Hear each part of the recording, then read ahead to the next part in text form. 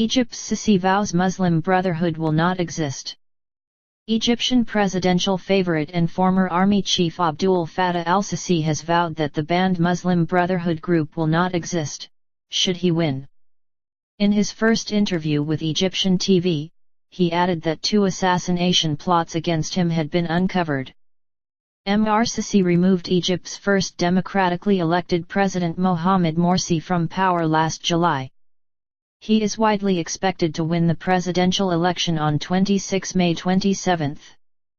Mr. Sisi had denied he had any political ambitions when he ousted President Morsi and launched a crackdown on the Brotherhood which supported him, last year.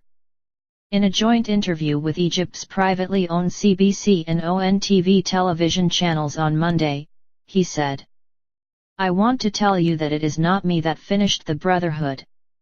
You, the Egyptians, are the ones who finished it." Asked whether the Brotherhood would cease to exist if he should gain the presidency, the former military leader dressed in a suit answered, "Yes. That's right." He said there had been 2 attempts to assassinate him, but added, "I believe in fate, I am not afraid." He did not provide details of who was behind the alleged plots or how advanced they were. Mr. Sisi also denied being the candidate of the army, saying the army would not have a role in ruling Egypt, and he defended a controversial new law that puts severe restrictions on the right to protest. A second part of the interview is due to be broadcast on Tuesday.